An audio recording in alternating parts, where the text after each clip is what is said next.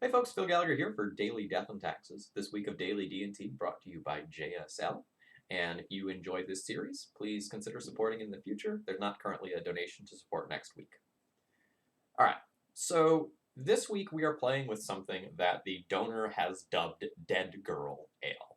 And that name is obviously a reference to Dead Guy Ale, which is a deck that's similar to Death and Taxes. Dead Guy Ale is a black-white Stoneforge Mystic deck that traditionally plays a decent amount of hand disruption in things like Hymn to Torok. This is sort of a really neat deck in that it's trying to shove Dead Guy Ale and Death and Taxes together into some like hybrid monster deck that does some of the things that both do, but also attacks from some different angles.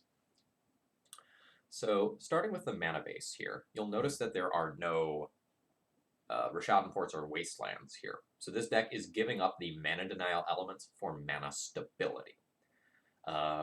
Which is going to make sense when you realize that this deck is going to be playing black-black and white-white cards, as well as a few extras in the sideboard. Because it is giving up some number of lands, or let me rephrase that. Because it is not trying to be a mana denial deck, every time you draw one of your lands, like, it is going to stay in play, and it's not being used for anything else other than casting your spells. So that's why the land count of this deck is a little bit lower than you might expect from Death and Taxes. With Death and Taxes, you're looking at like 23 or 24 lands. This one is trying to only run 20. Proceeding from left to right now, you'll notice that there are no Swords to Plowshares in the 1-drop pile. That's because this deck is going to attempt to be a Chalice of the Void deck. So we do have Mother of Rune's Chalice of the Void, which is a Nombo, but there's a whopping 4 Cavernous Souls to help out with that Nombo.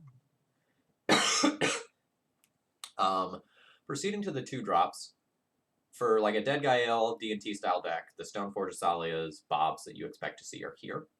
And it's rounded out with Kitesail Freebooter as discard rather than Hymn to Turok. Since this is a creature, we need to maybe put some equipment on creatures to win games. And then the removal of choice is Bile Blight, which is one that I had to read. I didn't know what this card did. So target creature and all other creatures with the same name as that creature get -3/-3 until the end of turn. So this can clear young Pyromancer tokens. If your opponent has multiple Delvers, multiple Arcanists, multiple food that have become Elks, you can use this to clear everything out. I was slightly skeptical about the like black aspect of this, since like 4 of your mana sources that are black are Cavernous Souls. So we'll keep an eye on that throughout the league to see how it actually goes. Then at 3 CMC we have one of the sweet Degenerate 2019 cards in Plague Engineer that bails you out of a lot of terrible situations, and very importantly gives you a Death Toucher, since this probably isn't going to deal with something like a Tarmogoyf, for example.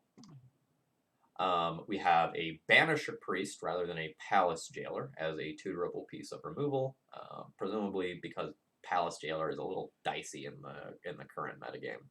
The card's super powerful, but it's been really easy for my opponents to take the Monarch from me recently, just due to things like Icefang Coatl, Snapcaster Mage coming in at end of turn, and ruining everything that I love.